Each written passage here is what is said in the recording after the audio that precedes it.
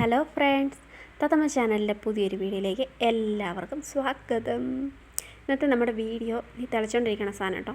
ഇത് പായസമൊന്നുമല്ല, ഇത് നമ്മുടെ പാവയ്ക്ക തീയലാണ്, ഉണക്ക പാവയ്ക്ക തീയലാണ് കേട്ടോ. അതെങ്ങനെ നമുക്ക് നോക്കിയാലോ?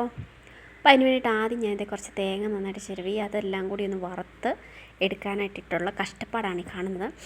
ഇളക്കി ഇത് ചെറിയൊരു ബ്രൗൺ കളറൊക്കെ ആയിട്ടുണ്ട്. ഇത് നല്ല ബ്രൗൺ കളറാവണം കേട്ടോ. അതുവരെ നമ്മളിങ്ങനെ നിന്ന് ഇളക്കണം. കുറച്ച് തീയിലിട്ട് ഇളക്കാൻ പറ്റത്തുള്ളൂ, അത് അല്ലെങ്കിൽ ഇത് കരിഞ്ഞു പോകും കേട്ടോ. അപ്പോൾ ഇത് ചെറിയൊരു ബ്രൗൺ കളറൊക്കെ ആയിട്ടുണ്ട്. ഇതിൽ ചില തേങ്ങ ഇങ്ങനെ നമ്മൾ ചിരണ്ടുമ്പോൾ കട്ടി കൂടുതലായിട്ട് വരുന്ന ചില തേങ്ങ കേട്ടോ. ഈ ചെറുത് ആവാണ്ട് വെളുത്ത് കിടക്കുന്ന കേട്ടോ. അവർ കുറച്ച് നേരം ഇവിടെയൊക്കെ ഇട്ട് ഇളക്കി കഴിയുമ്പോൾ റെഡിയാക്കി എടുക്കാവുന്നതേ ഉള്ളൂ.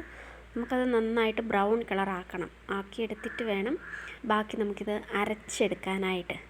അത് ഇപ്പോൾ ഏതാണ്ടൊക്കെ ഒരു ബ്രൗൺ കളറൊക്കെ ആക്കി വന്നിട്ടുണ്ട്. അതിലോട്ട് ഞാനൊരു 3/4 ടീസ്പൂണോളം മുളക് പൊടി ഇട്ടു. ഒത്തിരി ഇട്ടിട്ടില്ല കേട്ടോ. ഒരു കുറഞ്ഞ മുളക് പൊടിയായിട്ട് 3/4 ടീസ്പൂൺ ഇട്ടു. പിന്നെ അതിലേക്ക് ഞാൻ അല്പം മീറ്റ് പൊടിയാണ് കേട്ടോ ഇടുന്നത്.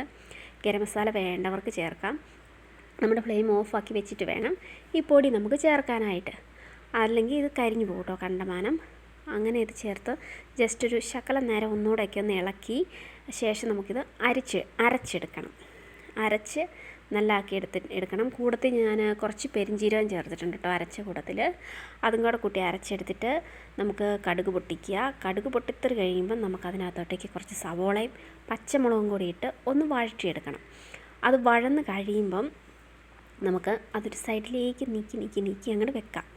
അത് കഴിയുമ്പോഴത്തേക്കിനാണ് നമ്മുടെ ഉണക്കപ്പാവയ്ക്ക എടുക്കണം. നമ്മുടെ വാട്ടി ഉണങ്ങിയ പാവയ്ക്കാണ് കേട്ടോ. അത് ഈ എണ്ണയ്ക്കകത്തേക്കിട്ട് അത് ജസ്റ്റ് ഒന്ന് ഇളക്കുമ്പോഴത്തേനും അത് പെട്ടെന്ന് പൊങ്ങി വന്നോളൂ കേട്ടോ. അതാക്കി കഴിഞ്ഞ് കഴിയുമ്പോൾ നമുക്ക് അതിനകത്തേക്ക് നമ്മുടെ ഈ അരപ്പെല്ലാം കൂടി ചേർത്ത് ഇളക്കി റെഡിയാക്കാം. അങ്ങനെ അരപ്പെല്ലാം ചേർത്ത് ആവശ്യത്തിന് വെള്ളവും ചേർത്ത് നമുക്ക് അതിൻ്റെ ആവശ്യത്തിന് ഉപ്പും എല്ലാം നോക്കി അതെല്ലാം ചേർത്തതിന് ശേഷം നമുക്കതിനകത്തേക്ക് ശകലം പുളി ഒഴിക്കുക കേട്ടോ. വാളംപുളി ഞാൻ ഇങ്ങനെ ആക്കി വെച്ചിരുന്നതാണ്, വെള്ളത്തിലിട്ട് വെച്ചിരുന്നതാണ്. അത് കൂട്ടി അങ്ങോട്ട് കറിയിലേക്ക് ഞാൻ ഒഴിച്ചു. വാളംപുളിയും കൂടെ ചേർന്ന് കഴിയുമ്പം വേറൊരു ടേസ്റ്റാണേ. അപ്പോൾ ഈ പുളി ഒഴിച്ച് പിന്നെ ലാസ്റ്റ് ഒരു ഭംഗിക്ക് ഇച്ചിരി കറിവേപ്പിലയൊക്കെ ഞാൻ ഇട്ടു.